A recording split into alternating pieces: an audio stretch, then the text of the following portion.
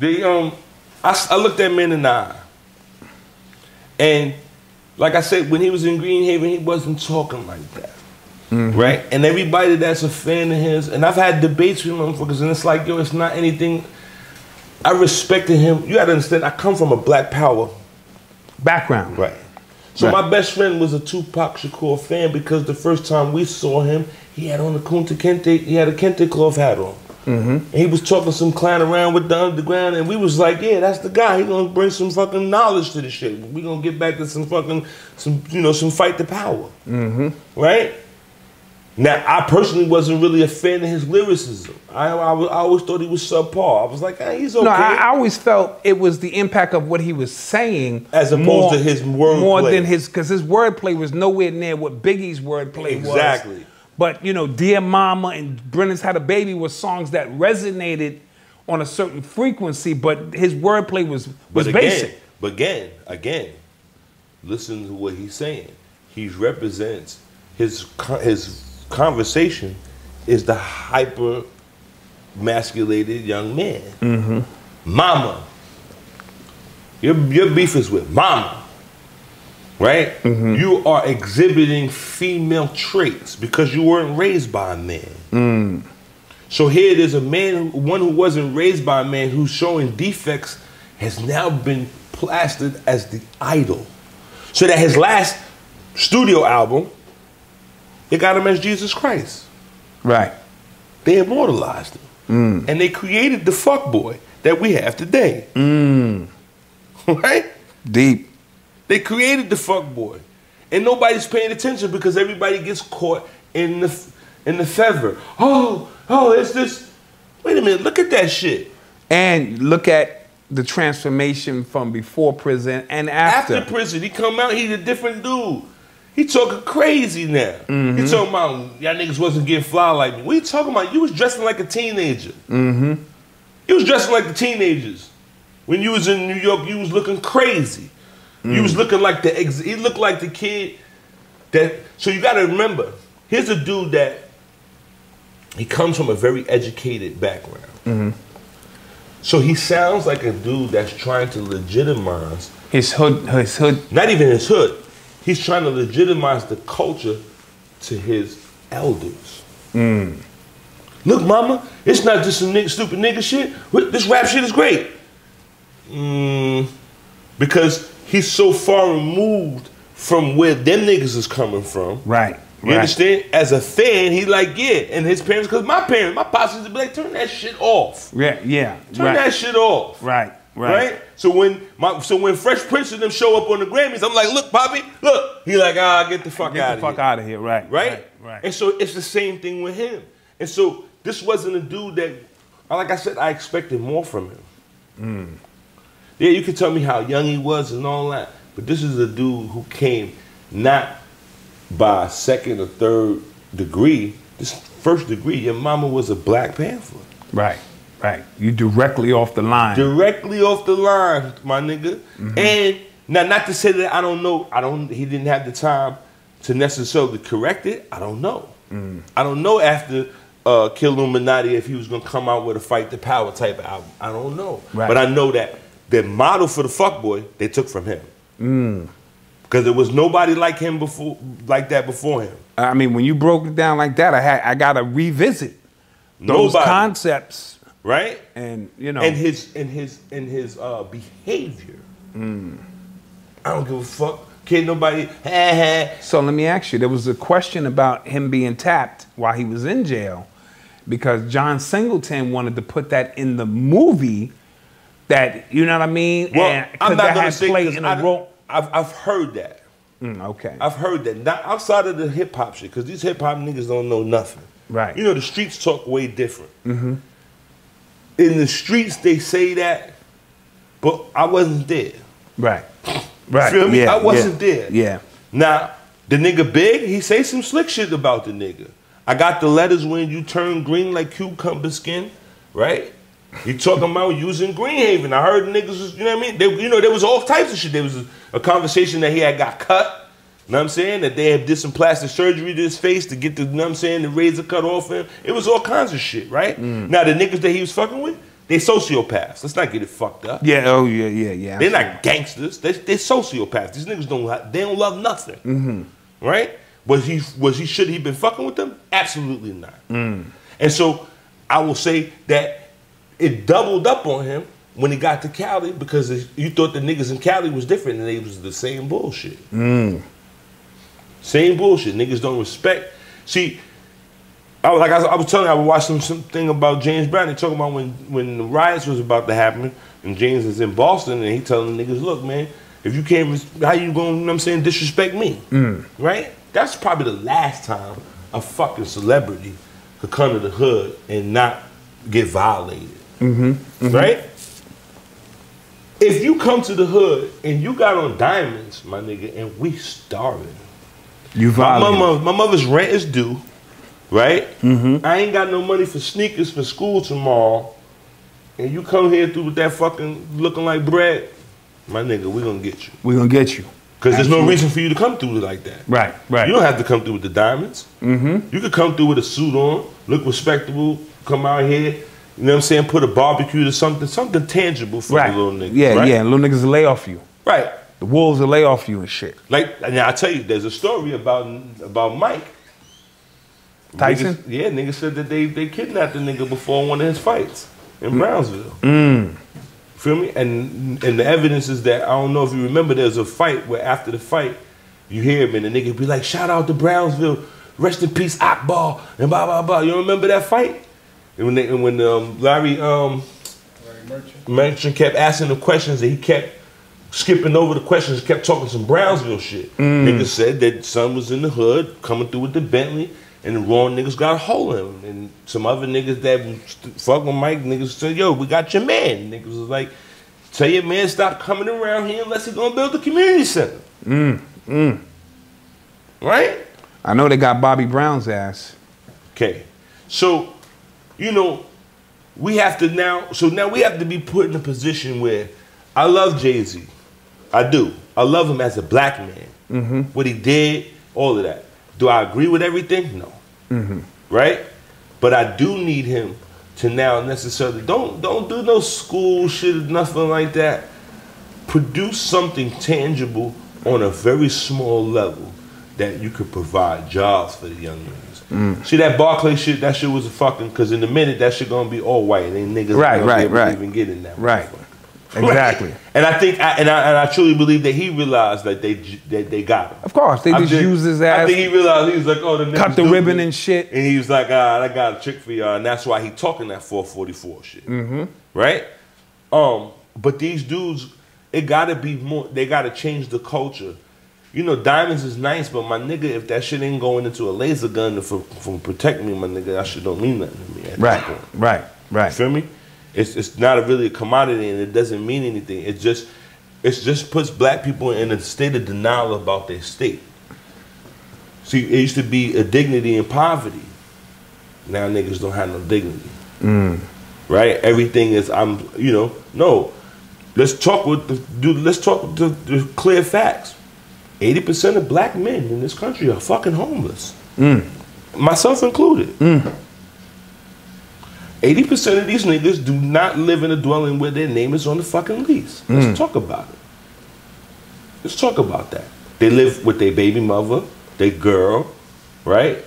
Grandma, their sister, their homeboy that got the apartment. He just came home and they get hooked him up with the apartment and he got an extra room and you sleeping on his living room. But 80% of these niggas are fucking homeless. We ain't talking about that. So now you got women talking about getting fucking child support from niggas. How you gonna get child support from a nigga that don't own nothing? Own nothing, absolutely. So niggas is fronting, niggas is going to the club and popping bottles, but where do you fucking live? Right? Niggas is, I'm talking about real, like you sleeping with this girl in whatever shape, form, and fashion that she in, to have a place to sleep. Facts. You see it all the time in the hood. Right. All the time. These are things that we're not addressing that shit. We're not addressing the fact that niggas live in a 3-bedroom apartment, there's 15 to 10 people in there, and there's sexual molestation happening. Because these niggas just came home from jail, and their nephew sleep on the couch with them, And because grandma got all the girls in the bedroom with her to keep them niggas from getting a hold of them, and the little boys is getting touched. Let's talk about that. Niggas ain't talking about that shit. They want to talk about all of this other shit. Let's talk about Kemet and all that. Fuck all of that. Let's talk about the real problems that's going on in the neighborhood. Absolutely. And I think that's where the so-called conscious community today has dropped the ball. Of course. Nobody's talking about real, tangible issues that affect our lives every single day. It's always about some Kemet shit, or no disrespect, but it just is what it is. And we're arguing and we're beefing and we're debating over fucking nonsense. Nonsense. And there are real problems happening in our...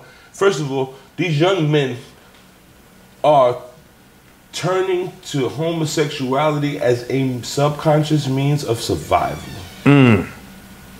If you've been living in the hood and all the men that you've known for the last 3 or 4 generations have all been in prison or all been dead or all on drugs, but all the women that you see in your household, they've at least had a job, have their own apartment, might even have a car, and they always got clothes and a couple of dollars. You look to them, right? So at some point, the little niggas got to be like, yo, if I be like my auntie as opposed to my uncle, I have a better chance of surviving. Surviving, that's a survival tactic. Wow, interesting. Right? So that one of my compadres that I used to rock with, he's a gay man. I used to do religious work with him. We saw different perspectives, but he's good at what he does. But being around him exposed me to that world. And so I used to ask him questions. He'd be like, yo, them dudes that you see dressed up like girls, they not gay. They not getting poked. They doing the poking. Right? Wow. Okay. So this is a gay for payment of society. Absolutely. Right? So that these young men, again, are changing, so that the police are not going to run down and shoot them if they got on a fucking wig and some high heels on. That shit Dave Chappelle said it was not, he wasn't playing. These little niggas is trying to be, they being queer because it's easier for them to be that. Because all the men that they ever seen, their big brother, he done got his body. Their uncle, such and such, came home from doing 20 years and then he got bodied. And then grandpa, he's sitting in front of the liquor store and somebody bodied him for a couple of dollars for some Wild Irish Rose. They only see death and despair as a black man.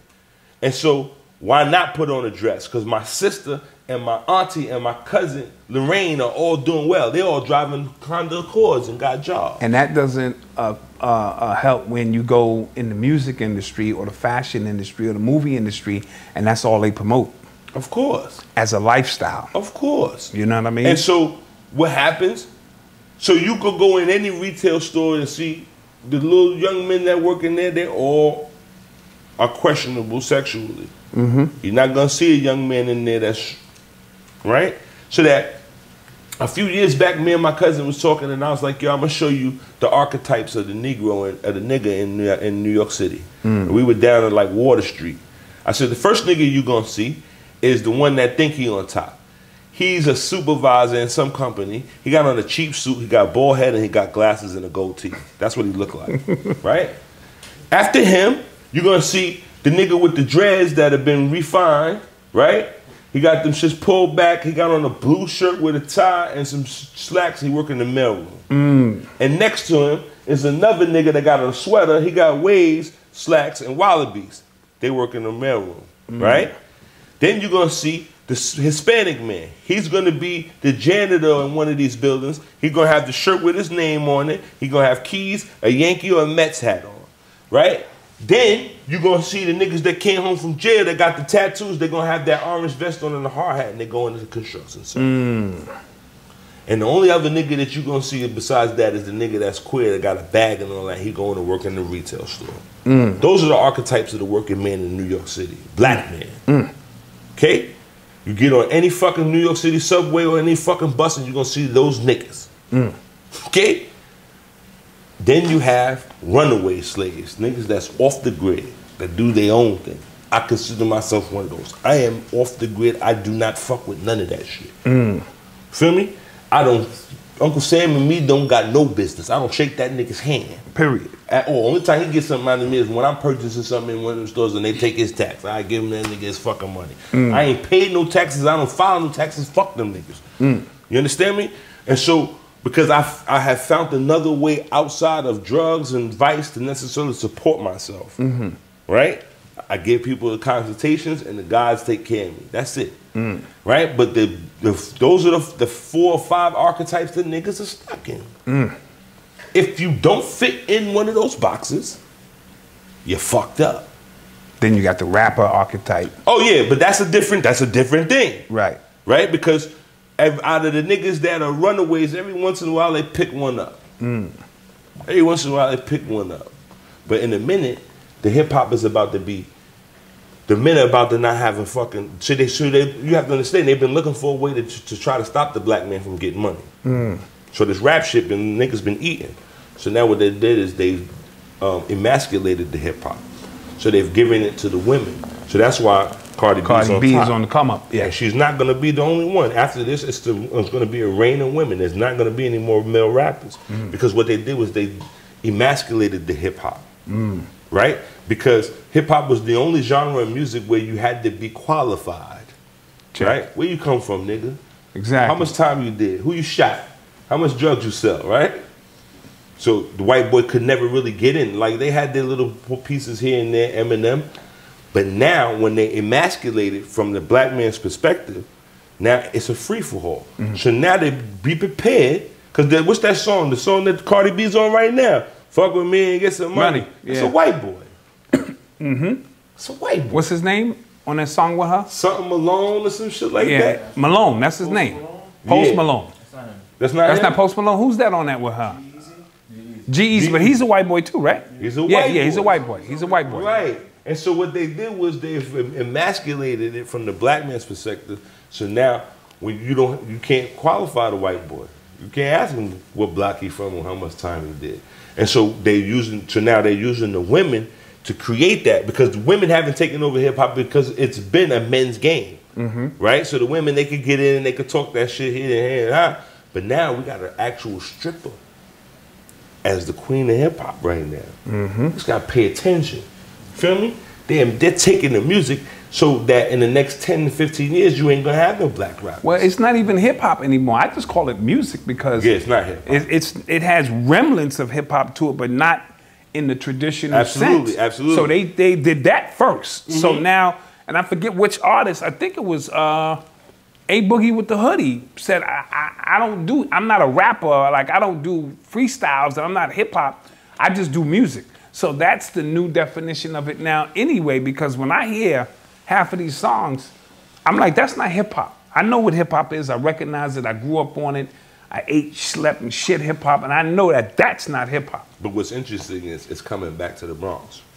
Yes, yes. Because the Bronx is the last vestige of hood. Ain't no more hood in Brooklyn. When I hear niggas talking that Brooklyn shit, I laugh. I be like, word, that's nice. What the fuck is you talking about? What you gonna tell me about Starbucks? Yeah. Right?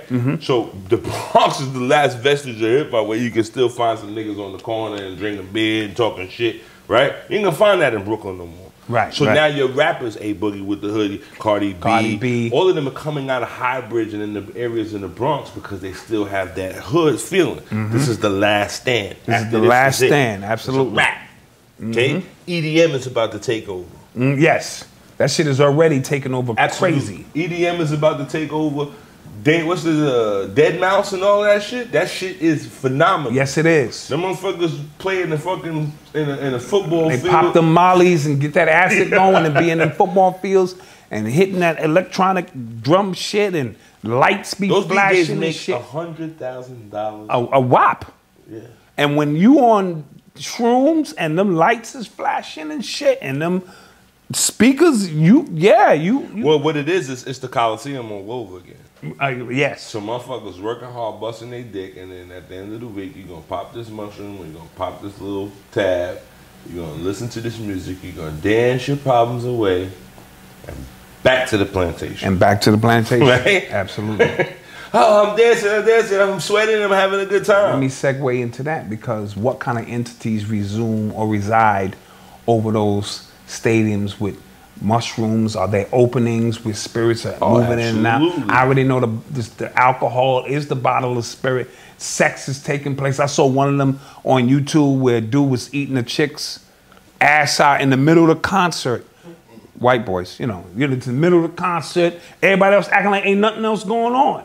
And they popping in the music, and I'm like, whoa, what kind of energy is sitting over this stadium here? Well, and, you know, in our tradition, we don't have a pantheon of dark forces. We don't have a pantheon. We have different types of spirits that take advantage of different, I don't want to say weaknesses, but different nuances in your personality, right? But they are all under the dominion of what we call Eshu.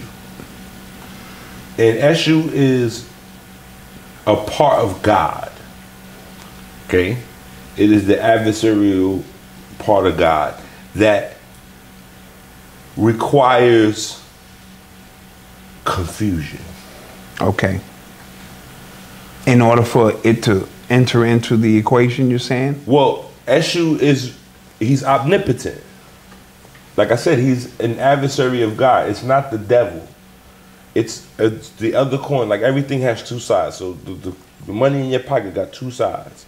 So there's a benevolent part of God and there's a malevolent part of God. Okay. And Eshu's job is to create calamity and tragedy in your world so that you acknowledge God. Okay.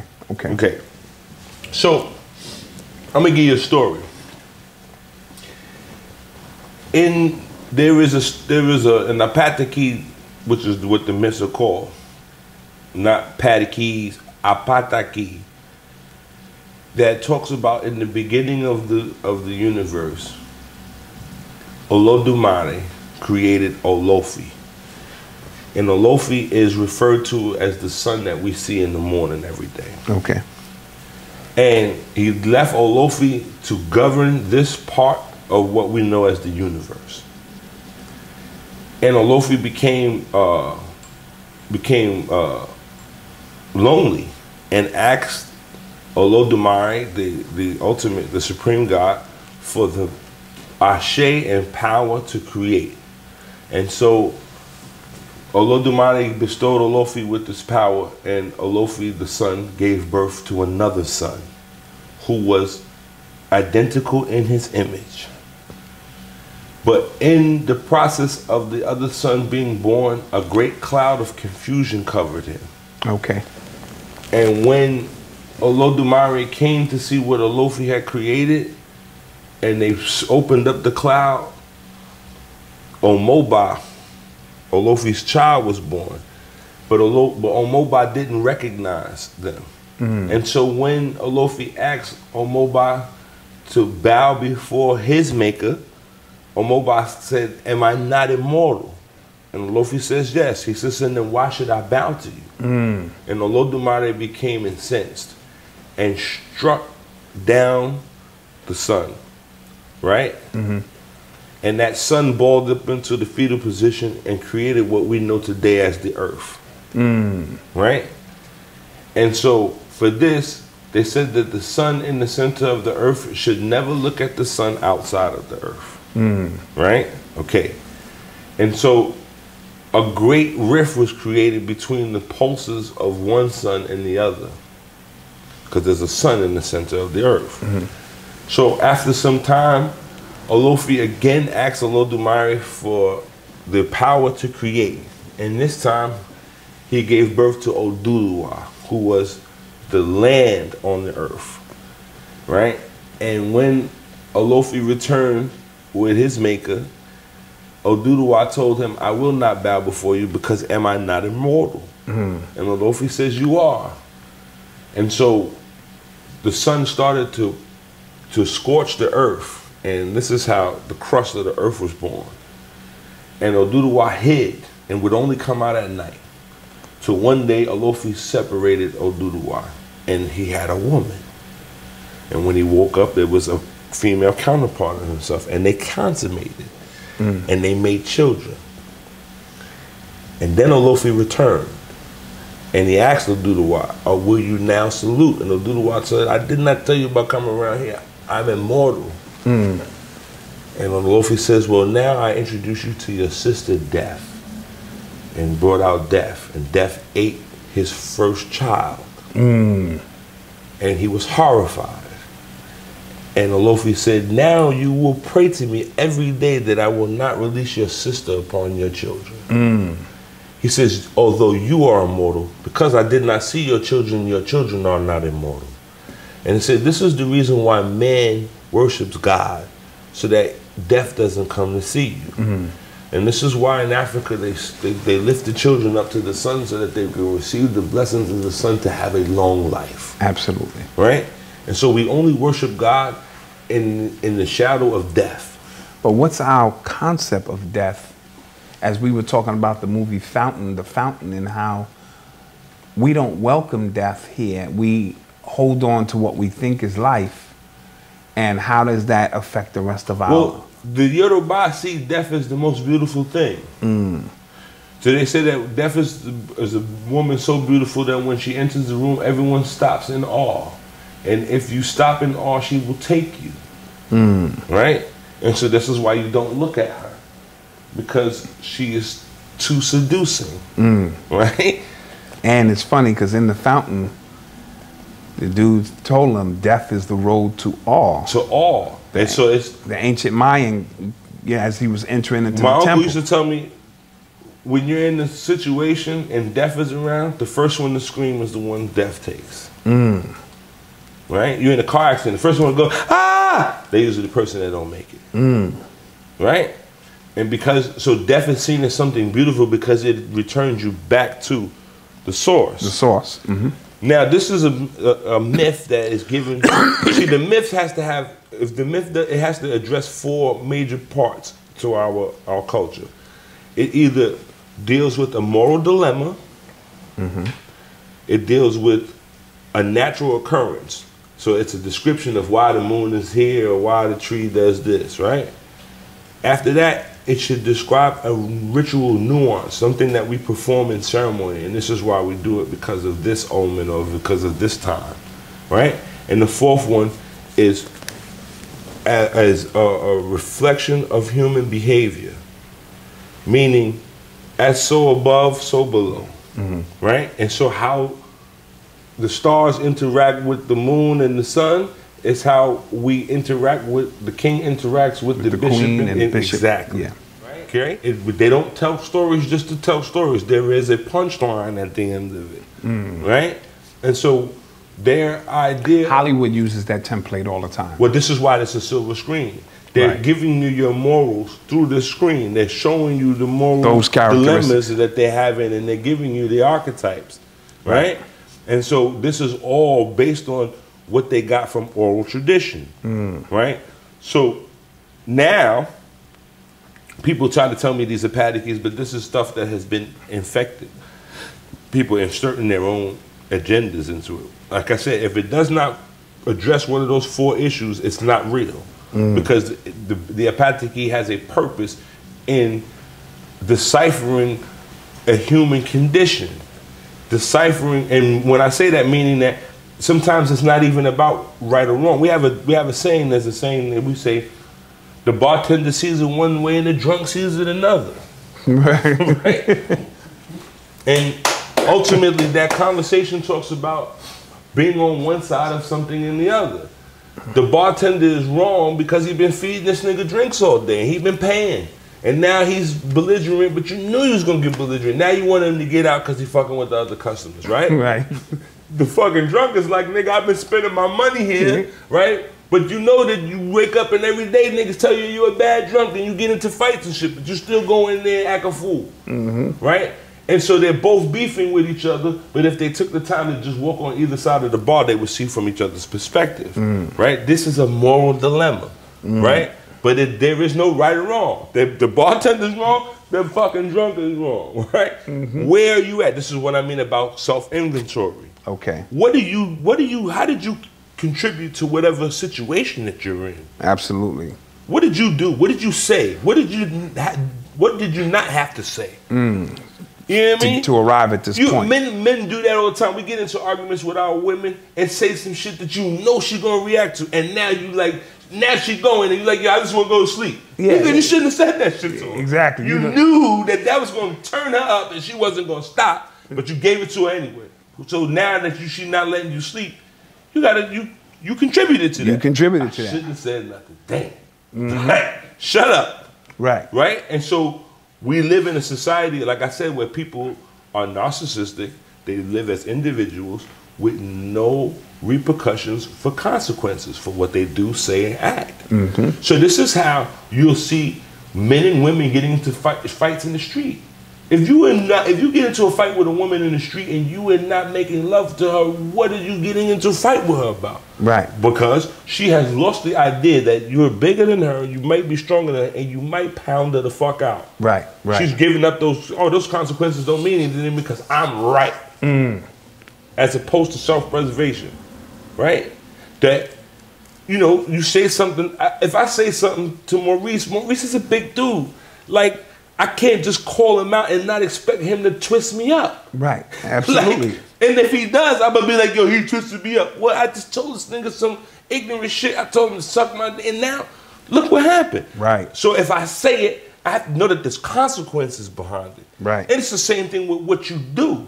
So what happens is these traditions are not appealing to people because they like to necessarily live in a space where they are without any fault. So they turn it over to Jesus. Absolutely. Or Allah, or whatever it is they turn it over to. It was Satan. Devil's a liar. Right. No, the devil ain't a liar. He tell you he's going to trick you. Right? You put yourself in that position. I mean, and it's on every level. Men. Like, niggas say some shit like, oh, I'm a man and men just cheat. To an extent. Right?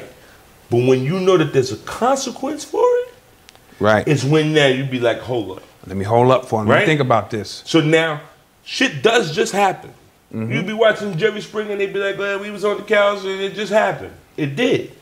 But when you're responsible is for when you look around at the situation. So I'm sitting here with my brother's girl, and it's late and he just went in the bedroom and we drunk and she's sitting here and we got more alcohol and I hear my brother snoring.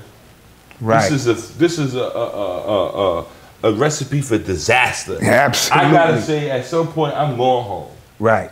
Let me get the hell out of here because in a few minutes, it's gonna be on. I'm gonna be looking at you, and next thing you know, my body's gonna take over, and now here it is. We done did some shit that's irreversible. Right. What do you take part in that? I had a situation years ago. Me and my wife. We went to a club. It's me, her, and her girlfriend. Girlfriend came from out of town. Right? We go to the club. My wife gets into a brawl with the bouncers. She get locked up. So now I got to take her home and go back to the crib with me. It's about 3 in the morning. Take her back to the crib with me. I'm smoking a blunt. My dad nigga shows up in the kitchen like, yo, get that broad out of here.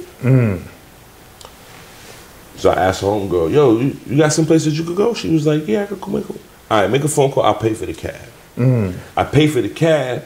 I send her on her way. Then when my girl called from the precinct, she like, yo, where's such and such? Oh, I sent her to her grandma's house. So now she at ease where she at. Right? Absolutely. Because my girl just got locked up. We could sit up all night and talk about it. We smoking weed, we a little bit drunk. She in the bad looking chick. We're in a stressful situation. Absolutely. You know, you looking for comfort. Boom, next thing you know, we done did the thing. And now I can't look at her in the face every time she come over for Thanksgiving. I'm like, right? You put yourself in that position. Right. So, and that goes for women. If your man tell you, yo, she'd be like, oh, can you take Keisha to drop off at the train station? And your man like, nah, I'm going to watch the game. That's code for get that broad the fuck out of here. Get her the fuck out of here. Absolutely. Right? Absolutely. Because I could take her in the car, but I remember the first time I met Keisha, and Keisha was looking at me like, oh, word? You know the language. Right? You know the language. So now it's only time and space. So now I'm in the car with Keisha, and Keisha like, because you done told Keisha everything that you done did to me. Right. Keisha like, how how about I give you a little happy, what's that? Happy ending. A happy ending. Nigga be like, Right. Right? But if he know that already, nah, I ain't taking your homegirl to the train station. And I'm not gonna tell you why, because I don't want you to look at your friend a certain way. Right. Right? I'm just playing. I'm playing in the realm that I can keep it safe. Right. That's my self-inventory. I know what I'm capable of. I know that Keisha got it going on, and if she open up her mouth, if she say one more thing, I'm gonna be like, I'm powerless. We gonna be on the side of the road. The Jeep gonna be bouncing Absolutely. like this. And now, as soon as that blood left that part of my body and they go back to my brain, I'm gonna be like, ah, shit. What the fuck? Damn. Yep. Putting yourself in that position. It's the same thing. If I take the pistol out my crib, know that when a nigga violates, it might go down. Perfect example. Yep. Might go down. I got this thing on me. I ain't gonna let this nigga violate me, but if I didn't have it on me, I probably just let that shit ride and kept it pushing. Right. I might have talked about it all the way home, but I wouldn't have shot this nigga. But now I got it. Right. So you already know what it is. You feel what I'm saying? So unless I'm protecting something that belongs to somebody else or me, I don't need this. You see it happen all the time with young dudes. You know when they got with the ratchet on them. Of course. Because all of a sudden it's like... They got a larger-than-life persona. Absolutely. Right? Absolutely. And so now they don't understand that the police see that. The police can tell... They was showing a documentary of one of these sergeants, and they could just look and tell who got the piece on them. And the sergeant just be arresting dudes and he was taking a rookie out on the road with him and showing, so he got a gun on him. Let's just pull him over. Or he definitely can't, because of the persona, the way you walk, you carry, your disposition changes. Well, even that job has a lot of mystical implications too. Me and Chris were talking about that one time, about one of his friends told him that why you don't pay attention to why all of the detectives are always bald. They bald and they smoke cigars to keep the smell of death off of them. Right? That's why they always got a mustache.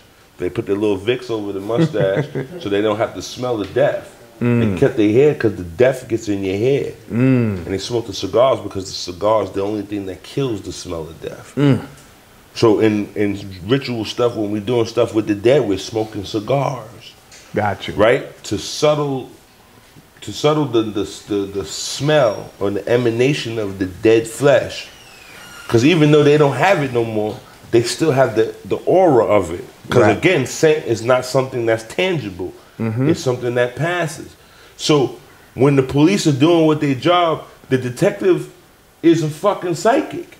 When you tell about the dead gonna tell him something, the dead telling him something. They can be like, look up there. You'd be like, oh shit, there's a blood stain right there. Yeah, that's strange, yeah. Right, how did he even see that? Because there's a dead nigga talking to him. Right? He might not acknowledge it, but you have to realize that when you speak, you don't need your ears to hear. When you look, you don't need your eyes to see. You could close your mouth right now and say a word and you'll hear it in your head. You could close your eyes and visualize something and you'll see it without your eyes. Right? So this means that your mind is stronger than the actual, all of this other stuff. And so if you can control that, you can project back to the Black Mirror shit. Got you. The universe is a giant womb. It responds to vibration, right? If you send something out to the universe has to respond. So if you say, I want something, the universe will continue to have you want it. Wanting, yes. If you say, I have something, the universe says, wait a minute, somebody is not on their job. How does that translate into signs, symbols, and the importance of sigil magic, or, as it relates to, the culture? Well, sound is the feminine manifestation of God. Sound. And when you think it, it becomes a possibility. When you speak it, it can become a reality. And so this is why, so there's a story my grandmother gave me it was about the devil. And one day they say the devil is on his way to heaven to recruit some angels to his army. And on his way there, he saw the trickster, Eshu. And he got to heaven and he saw some angels and then someone sitting on clouds, and he grabbed a bunch and he put them in his mouth. And he grabbed another bunch, he put them under one on the arm, and he grabbed another bunch and put them under this arm. He's on his way back down to hell. And Eshu sees him. He says, "Hey, devil, what you doing?" And the devil says, "Well," and the angels come out of his mouth. He goes to reach for the angels. The ones on his arm go, and the same thing for this one. And he does this. He goes back and forth. And every time he comes in contact with Eshu, he forgets and he opens his mouth and he loses what he was trying to get. So on his last journey, he catches some angels, puts some in his mouth, puts some under his arms, and he's on his way back to hell. And as he's passing Eshu, Eshu says, "Oh, you're coming back from heaven, right?" He says, right? So that when people in the South, if you say to them, they take that as disrespect. That means you're holding something. Right? Not to give up the ghost. Got you. And so saying certain things, the sound is the feminine manifestation of things. Sound travels faster through water than it does through air. Right? So what you say to a baby in utero, it gets to them immediately. Right? And so the concept of sound being manipulated. We have a proverb that says the lie becomes the truth. And in that, the symbol in that proverb is the tongue.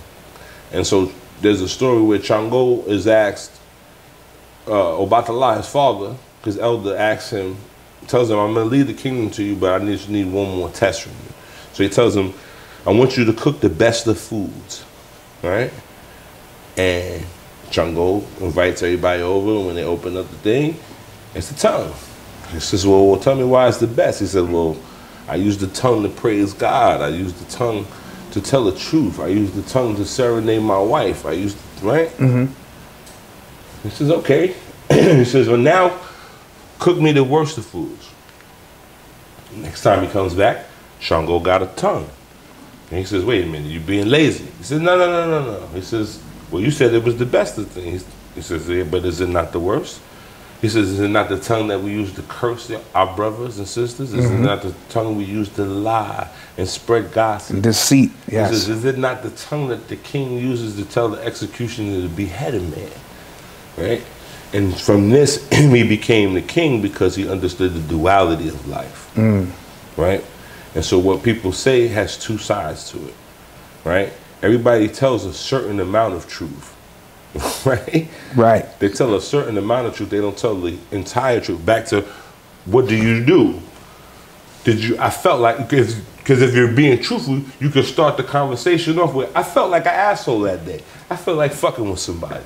Right. I felt like, right? But nobody starts from that point. Right. They start, "Well, I was just minding my business. Own business, and then this happened. Right. But you don't acknowledge the fact that you set out this energy and it came and it sought you out. Right?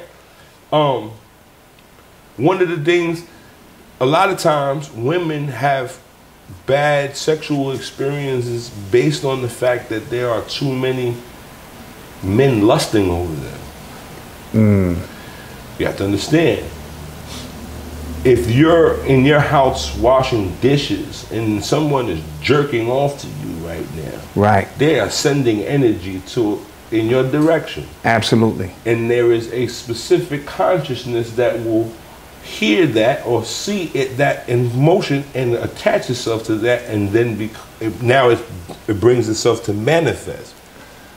Now this person all of a sudden has a very perverse sexual appetite or something or another, or it has no sexual appetite.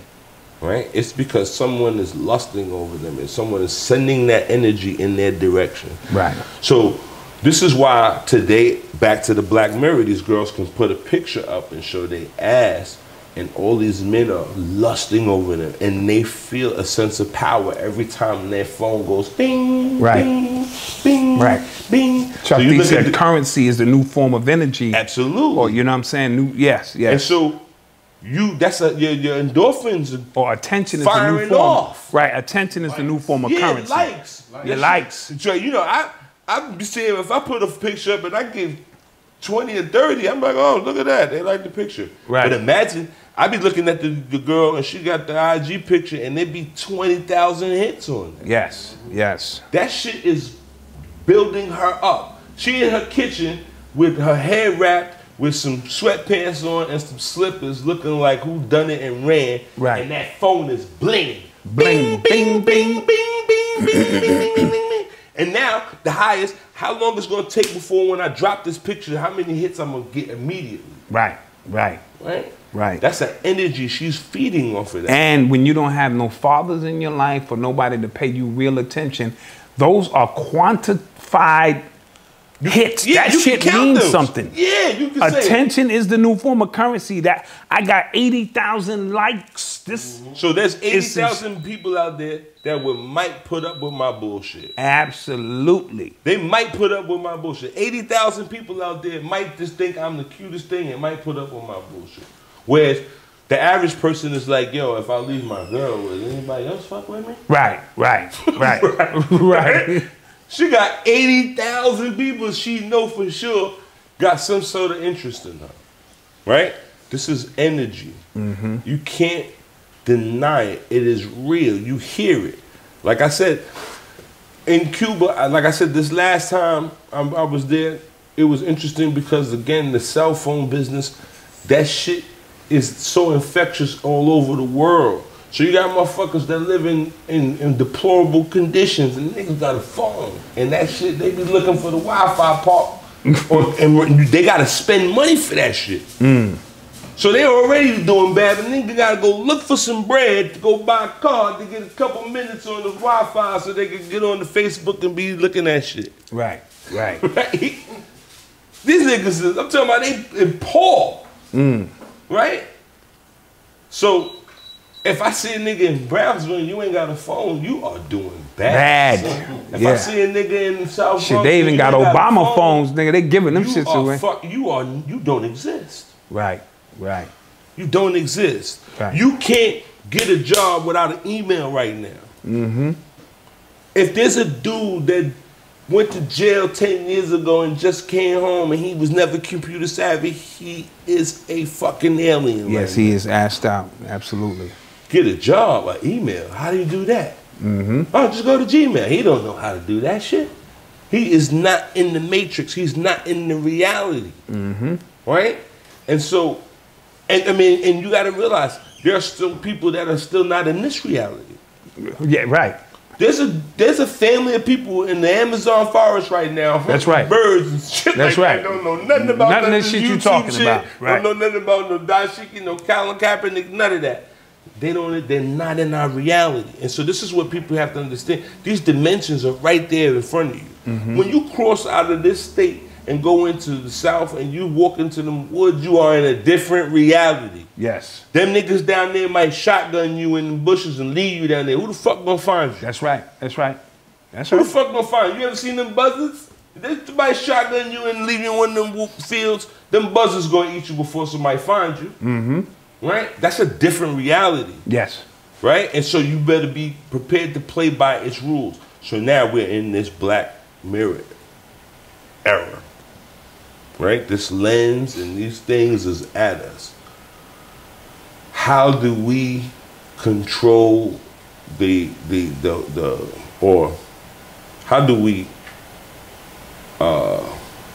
manifest the energy? Mm-hmm. And so we have to look at ways of getting in on the earth. The world is flat right now. Mm. Right? The world is flat right now. Right now, you can have any little business and put it on IG, and you don't have to pay anything. There's no fee for your commercial. Right? This is the gold rush of the new millennium. Mm-hmm.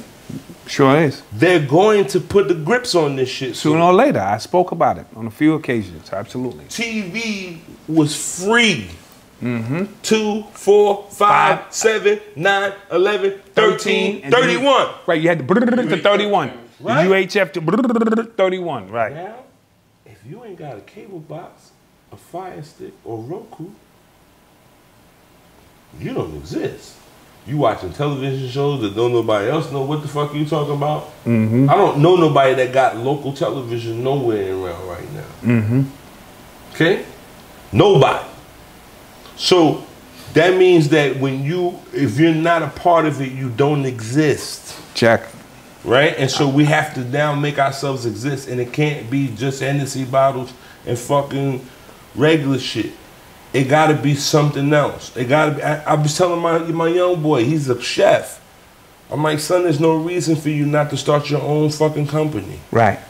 You go on IG and take a picture of a fucking plate of food every day. Every day. You can make up a small menu. You know, make it to when niggas has got you cooking all kinds of crazy shit. And you can work just Saturdays and Sundays. I got $20 dinners. That's right. Come through. That's right. It might not kick off immediately, but then a nigga be like, I'm hungry. Yep. I'm going to Dot crib. Dot and them niggas make dinners over there. Right? And once that shit becomes solidified, you don't have to pay rent in a building. Like we're talking about businesses that are no longer brick and mortar. Right. No more brick and mortar businesses. You run them out of the crib or online. Some guerrilla shit. And it's free advertisement because every time you post a picture, it is advertisement of this specific meal. Right. And how you dress that shit up and get it popping. So if I tag 20 people and those 20 people have 200 people, if just one of those 200 people out of those 20 come and get a dinner, I'm making bank. We have to prepare ourselves to put ourselves into the next millennia and into the next era. Right? And so we're creating it. We made IG what it is. White people have nothing to say on that shit. Nothing at all. They're boring. Right. They're not popping. They're gonna show fights. That's it. We the ones that got the shit popping where a motherfucker could get a deal off of what the fuck is going on his IG. Absolutely. It's time to capitalize and champion the shit. Take control of it. Right? So you know the IG is popping. Okay. In a minute, it's gonna be convoluted with commercials. It's already. I'd be like, when did I start following this motherfucker, right? Right? And so now it's about to be co-opted. What is the next new thing? What can we because the nigga from World Star Hip Hop is dead. Yeah. Niggas, that shit went over niggas' heads. They bought him, they tried to buy him out, son wasn't trying to hear, and they popped that nigga. And they popped that nigga. Quiet as kept. Moved his ass right out of the way. You can say what you want to say. Sickness, that's not hard for them to do. They know what you do, again, because of IG. They know where you shop at. They know what you eat, what you don't snitching eat. On yourself every day. Right, so the nigga, don't think that they won't poison 400 other people just to get to you. Right.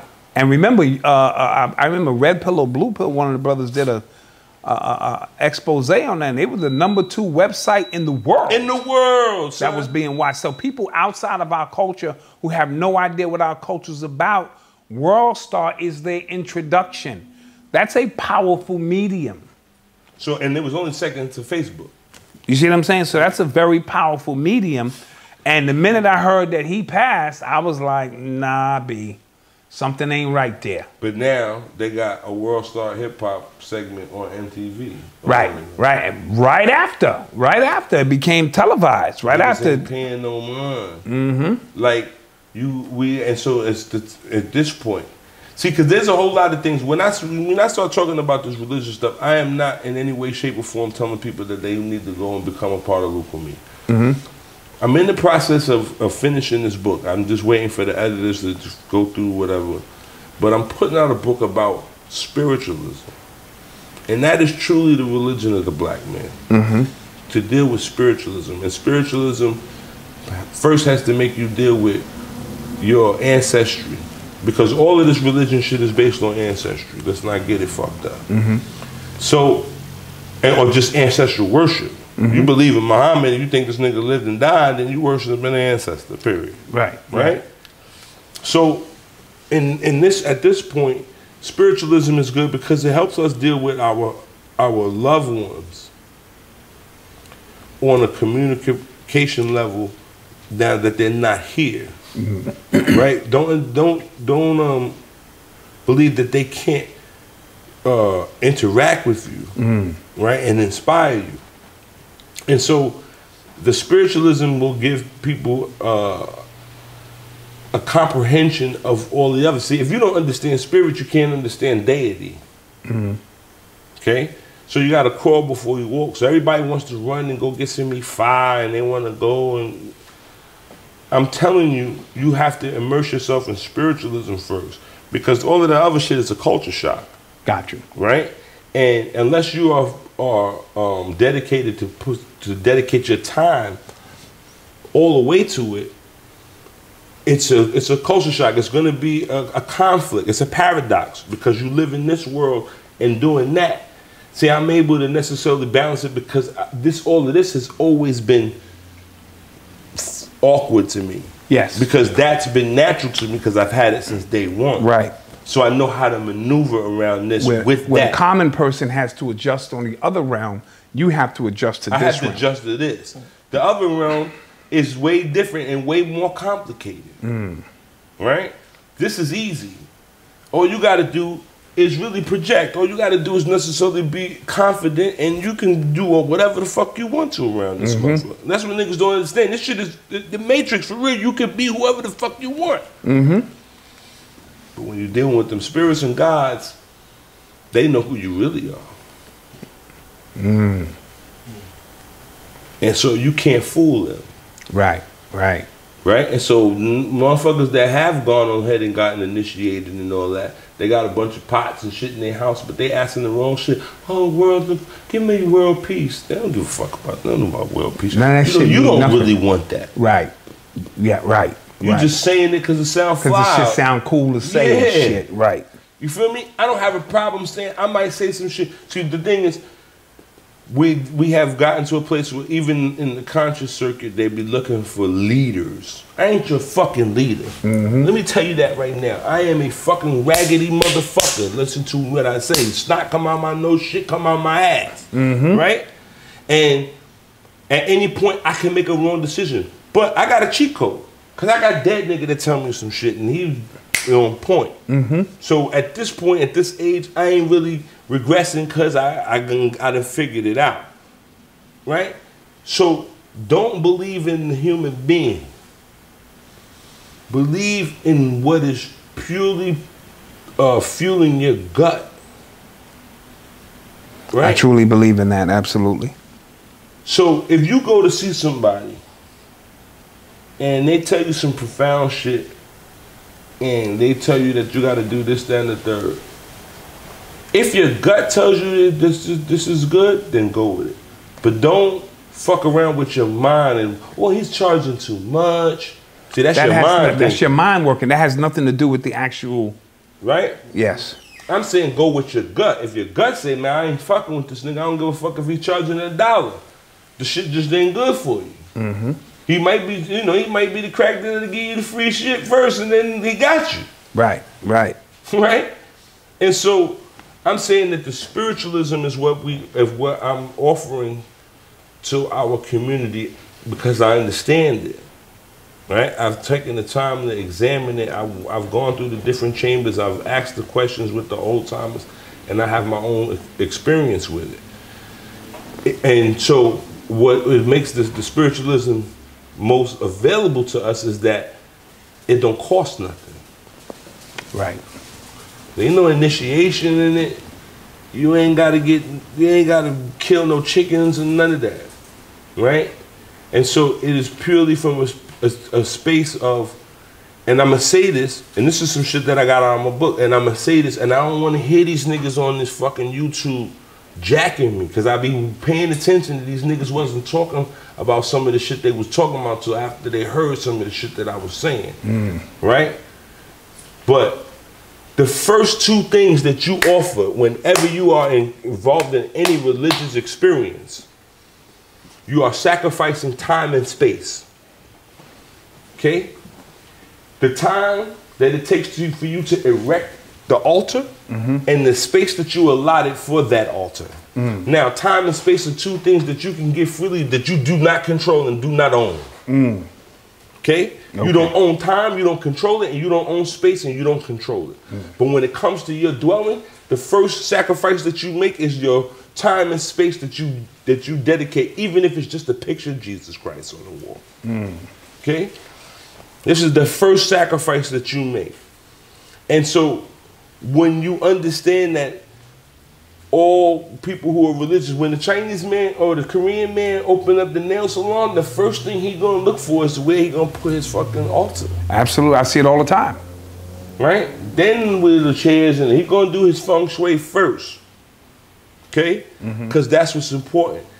And so it sounds cool to talk about energy and vibes and retrogrades and all that. Get the fuck out of here with that shit. You hear me? The fuck out of here with that shit. I'm telling you real applicable shit. Again, I will stand on it. Don't tell me about no fucking Nigeria when they can't get it together, but fucking Cuba has been fucking embargoed for 60 years and them niggas still eat. Don't tell me about Nigeria when in comparison to Cuba, when that shit is an island and Nigeria is an entire country. Jack. Right? Don't tell me about Cuba versus Nigeria when at the end of the day they defeated 11 to 12 American presidents. Made all of them niggas eat crow. That nigga died the king. They never assassinated him. They never overthrew him. And they ran up on Saddam and fucking, what's his name? Osama bin Laden. Yeah. And Gaddafi. And those are fucking countries and compared to an island. So don't tell me that nigga don't got no magic. You gotta be stupid to not recognize that. And anybody that don't see that is a fucking idiot. And that's just the truth. Don't tell me about no Nigeria. It looks good and it be crazy because they be the lightest skinnedest niggas that be trying to go over there wear that fucking Nigerian clothing and shit. It be the lightest skinnedest niggas. You know why? Because that's something that they haven't dealt with. They don't feel black enough. Let's talk about that. Speak on it. See, I'm black right now as I got these fucking Nike boots and this fucking sweater on. I'm black. I am a nigga. I can speak some Yoruba shit. I can do some juju and I can fucking give somebody at least a fighting chance. Absolutely. Right? These other niggas, they gonna tell you about these fucking moons and all of this other shit. And who the fuck have you saved? That's the question. Who the fuck you saved? You ain't did nothing for nobody. Right? That shit's good for yourself, and you can keep the negativity and you keep your sphere and all of that with positive vibe. That is fucking good. Right? These motherfuckers running around here calling themselves priests. If you ain't fucking do some shit to change somebody's life profoundly, don't tell me about your priesthood. I don't give a fuck about that shit. Facts. Okay? At the end of the day, I'm a funny nigga. I like Billy Graham. I like that white man. That motherfucker be talking some shit and that shit be sounding real fucking good. On a Sunday morning. Absolutely. That nigga be talking some real shit. And I be seeing him, he be out there feeding them motherfuckers when he used to be able to walk around and do all of that shit. Right? And so, if that nigga, he could talk that shit because motherfuckers eat because of him. Right? I will listen to some fucking Nation of Islam shit because Elijah Muhammad was feeding niggas. Facts. And that's what I be trying to tell people. Niggas be like, what? Niggas got a standing army, they feeding people. They feeding niggas, man. What are you talking about? Steak and take, fishing, you know what I'm saying? Shit. Yeah, what bean pies and bean shit. Pies. And so, all of that other shit, so I'm trying to give people spiritualism. Let's deal with that first. You just came from one space. Before you jump into another pool, stay on the shore for a minute. You feel me? And so spiritualism is really one of the cures or one of the remedies for our community. Spiritualism, because again, when you're dealing with spiritualism, we're talking about family issues. So you come and sit at a misa, at a seance, and they sitting there, and these people don't know you, and they start talking about them dead people before you, and they will fill you in on some of the things that those dead people never got a chance to express to you. Like I recently saw some shit they had with Jay-Z. He was talking some real shit, and I really appreciate it because this is a conversation that I had with some of my brothers, my friends. Is he was saying how when he looked back at his life, at his mother and his father's life, he couldn't really look at his pops as a deadbeat. The nigga married his mother. Married his moms who already had a couple of kids. Exactly. Right? And he's like, well, what got you to be like this? And it's the fucking black man syndrome, right? And so at this point, we got to get to a space where we can heal some of that shit. And so you don't understand why Grandpa did what he did. So let's go and find somebody who can channel this motherfucker, And he can tell you and can tell you why you did it. And now it makes sense, because sometimes our people made some of the decisions they made at the best time, at the time that they could. They made the best decision at the time, at that time. Right. And if you try to apply your logic today to that, it won't make sense. No. Right. I had a homeboy, me and him talking, and we was having a conversation, and I wanted him to understand, like, he was like, yo, my pops is a bank robber. I'm like, word? He was like, yeah, that nigga went to jail, and he did this, that, and the third. And then as the story went on, he was like, it came out that his pops went and robbed the bank every time his mom was pregnant. I'm like, my nigga, what are you talking about? The nigga necessarily, you got to look at it from his perspective. He don't got no job, he don't got no skills. Mama's talking about she pregnant, this nigga don't know no other way, I'm gonna go rob this bank. That don't mean I don't love you, because I wasn't there for you. I got caught in the circumstances. But we look at it from an emotional perspective of me. Right. Look at what is it that your parents had to do, right? What is it that, you know, people be crazy, but there's something that blew them off into that situation. I had an aunt that was homeless. I'm talking about homeless, not that fucking around in shelter shit. I'm talking about my father's sister used to be in the street on Atlantic Avenue and fucking Flatbush Avenue. Okay? Like, smell like piss and all that shit. Real homeless for like 30 years. That my pops was walking down the street and heard his sister's voice and stopped in his tracks like, Marion? And she was like, Tony? And my pops, this is the first time I ever saw my father cry. My father was bawling like a baby because he see his older sister and she been living in the streets and they didn't know where she was. When they find out what happened, my aunt, so my father was born in 1939. Let's not get it fucked up. So his older sister, who got him by 20 years, do the math. Okay. Her husband was a cousin to Lena Horne. They lived on the Upper East Side. This is when black folks didn't live in buildings like that. So these were some uppity niggas. Okay. The people in the building didn't like her. Her husband got sick. He was in and out the hospital. As he's coming out the hospital, she decides she's going to have a welcoming party for him, right? She hires some caterers to cater the party. She leaves them in the apartment and goes out to run errands. In the space and time of about 3 to 4 hours, when she came back, everything, including the flight. When she go downstairs and ask the doorman told her, I don't know what you talk about, black lady, because they don't want her in the building anyway. Right. After that, her husband gets sick, right? And he falls into a coma. They don't want to give her his benefits. She has a nervous breakdown. At some point, she says, fuck society. When she's living in my father's house, and I'm talking about, my pops got a beggar to come stay, and every morning she get up and she go out and hit the liquor store. Right? She come home with a shopping cart full of garbage. See, people don't talk about this kind of shit in their family. I'm talking about my aunt. Niggas that went to public school would tell you my aunt was homeless, like stealing Woolworth and all that shit. Smell like piss, be cursing out and all that shit. She come home with a shopping cart full of garbage, and my pops be arguing with her. Oh, what the fuck are you doing? You killing me. He's like, you can't bring this shit in. She said, it's mine. Right? Because they had taken everything from her. This garbage, nobody else wants it, and so she's securing it. So she's securing it that it's hers, and nobody's gonna come take it from her. Now this is a woman that hung out around Lena Horne and them during the fucking 30s, during the 40s and 50s. Right? Hung out with the best of them. But at some point, people crack sometimes. Right? And so she had a situation. Now she's in my spiritual court, she's one of the people who I pray to. Yes, right? Yes. I ain't never gonna be homeless. I'm homeless, but I ain't never gonna be on the street because she ain't gonna let that happen. She experienced that for me. I know what that shit is. The motherfucker get rickets from sleeping on the concrete because the shit is cold. Yeah. You understand? Yeah.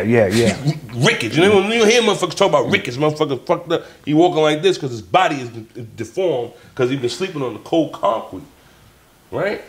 And so we talking about people and how you necessarily interact with them and how you have to deal with your family shit. You gotta deal with that shit. And we don't need Dr. Malfi or whoever the fuck other psychologist shit. We have group therapy. When you sit and meet, because these spirits, like again, you could say all you want to, but they know what's really going on. Right, right. They're gonna put you on Front Street, and we're gonna fix this issue. At least, if anything, we're gonna pull the Band-Aid off, and we're gonna look at this and examine this wound. And so we have to get into that. But again, there's a rush right now for power. Niggas want to go to E5 because they feel that they're going to get the power. They want to go to Palo Mayombe because they're going to get the power. They want to go to Orisha Yoruba stuff because they're going to get the power. That's not why you do this. When you enter into this shit with them, you enter into a partnership. It is a blank contract that you can't see. It's invisible. You just sign it. When them niggas is done, they go, oh, this is what you signed up for. Right. Right? So my life is not mine. Somebody call me, I could be one to go get some pussy, but if they need a reading, I gotta stop what I'm doing and go make sure that they get a reading because I don't know what their circumstances are. Right. And this might be the person's last reach for help. Right, right. The last reach for help. Deep, deep. You feel me? And so, again, we talking about how black people can apply this and start with just figuring out who the fuck is in your family. I don't care about all that, oh, I'm Blackfoot and I'm this foot. No, find out the names of who begot who.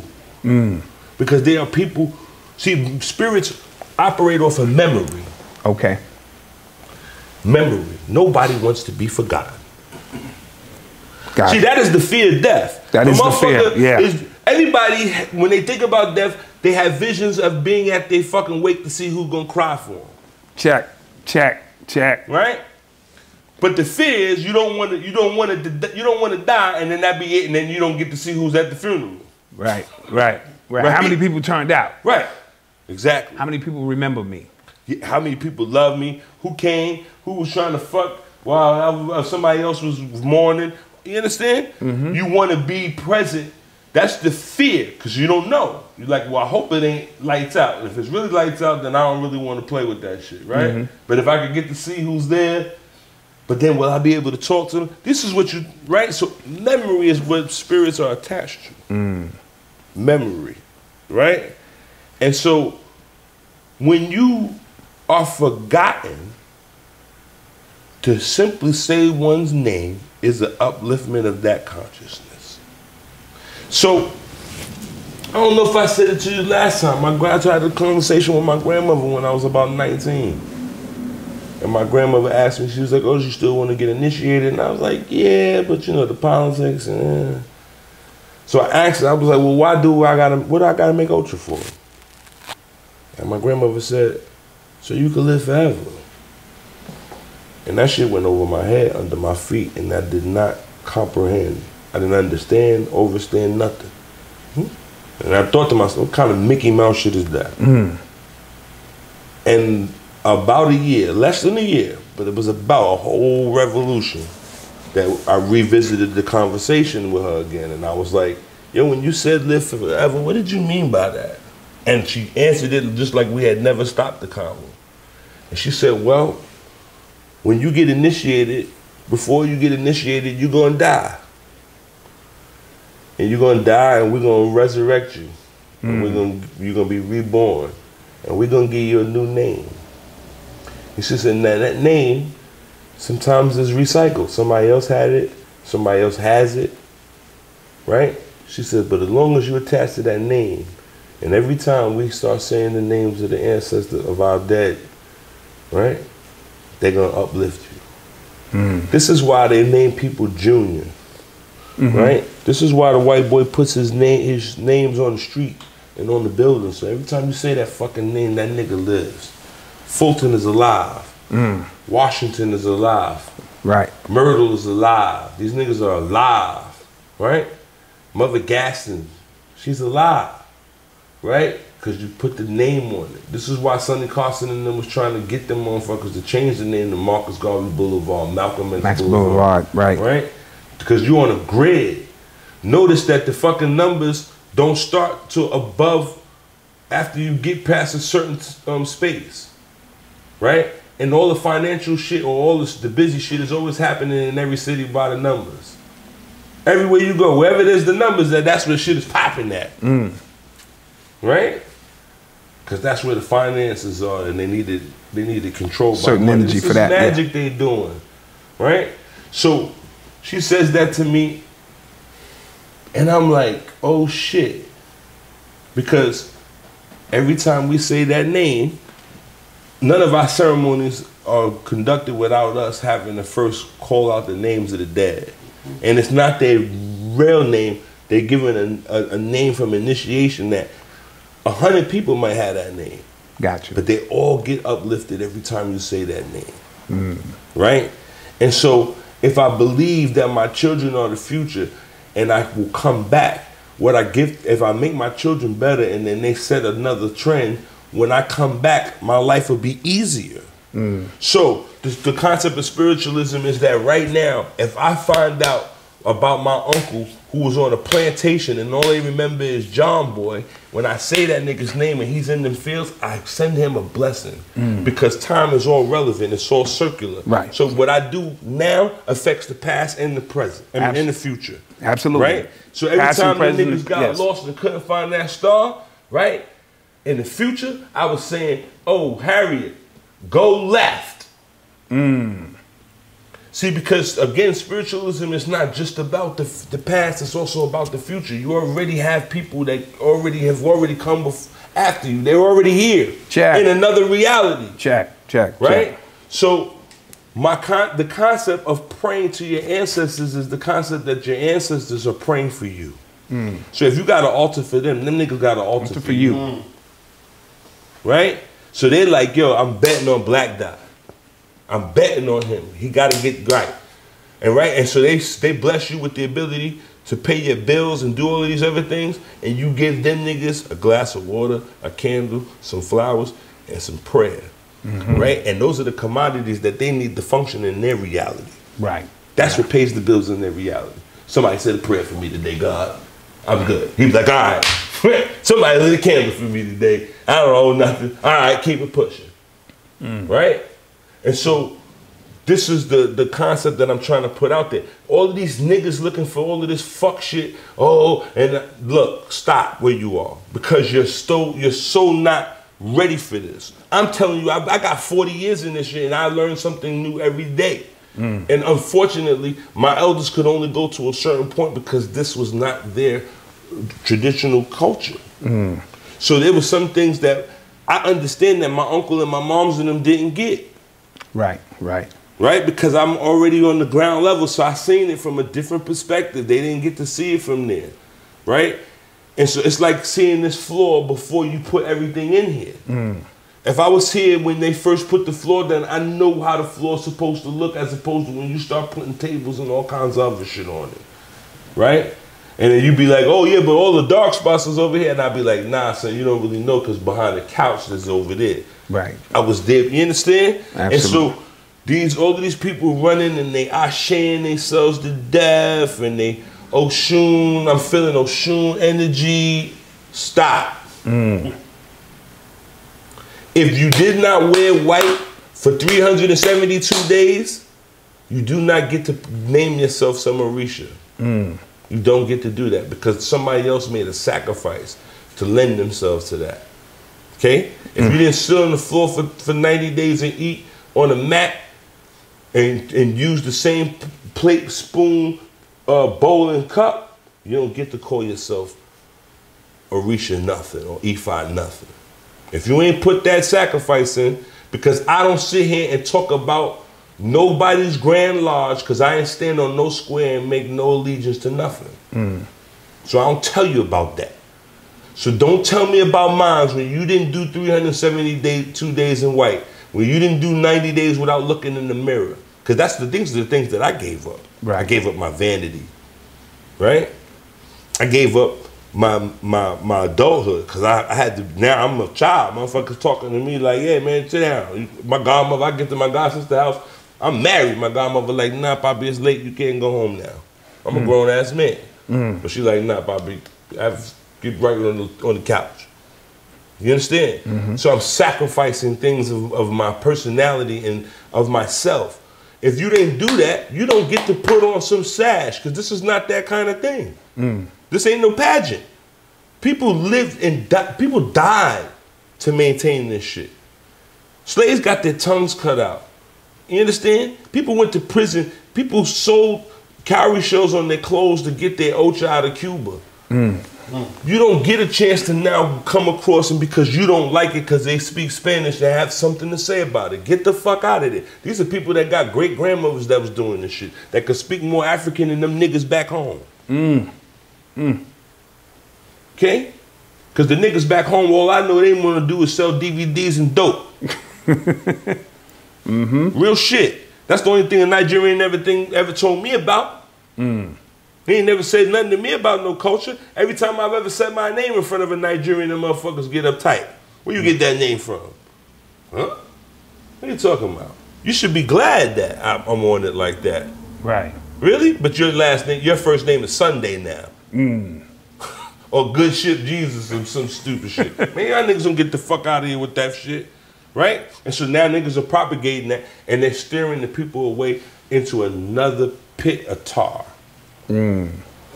It's so black that you want it, huh? Go ahead. Right? And you niggas gonna be walking around with your dashikis, and when Trump's boys get ready to fucking round you niggas up like they did the Jews, they know exactly where to find you niggas. And with that being said, we gonna cut that there. You know what I'm saying? Brother Oba, it's been a pleasure, because we can be here. Always. And we're gonna piece this out into a couple of pieces so that you don't get the translation, don't get lost in what we're trying to do here. Urban X TV, subscribe, log in. When can you be reached? I'm on IG at EKUN7. EKUN7. Yeah, I don't do the emails no more because motherfuckers be hitting me with all kinds of crazy shit, and they be overwhelming. They just be telling me their dreams and all that. Right. And it's, a lot of the times it's not even that I don't want to do anything for people, but they are so far removed and they want me to do things that are unethical to me. Oh, okay. I don't do readings over the phone and by Skype and all of that shit. Right. You know, certain situations I may try to accommodate it because the person is so far away, but I'm not really into that, so I eased up off the email shit, because motherfuckers is hitting me all the time, and then they be looking, and you know, sometimes motherfuckers don't know what they want.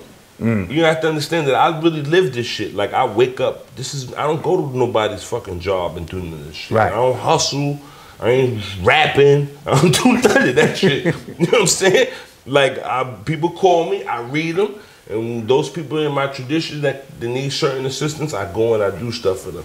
By the grace of God, everything else falls in place for me. Right. So, I mean, I could use the money, but I don't need your fucking money. Like, right. You know what I'm saying? Yeah, absolutely. Real talk, like, I live. So the IG is where you can find me, because it's a better description of me, because I'm an artist. So you get to see the little pictures that I put up, and every once in a while I drop a gem. You feel me? And if you're paying attention, it's there for you. Yeah, you take that, scribe that down, and when you run into me, you be like, yo, when you said this, I'll be like, oh, that just talks about that. Right. You know what I mean? But other than all that email, that's the only way that they can find me on IG. So that's what it is. IG. This is Black Dot bringing you another classic joint. We're going to keep them coming. You know what I mean? Subscribe. Hit that bell. Yeah, hurry up and buy all that shit, you know. Urban X, Urban X. Yo, X. shout out my man A.A. Rashid. That's my guy. Oh, absolutely. That's the my guy. guy. That's my guy forever. I love that guy. That's the dude. I big up Dog Star Hip Hop. If y'all ain't about that, you know what I'm saying? My man be going crazy on IG, throwing mad, you know what I'm saying? Yeah, Dog food on them niggas, yeah. Absolutely. Big up to Rashid on that. Word. Peace.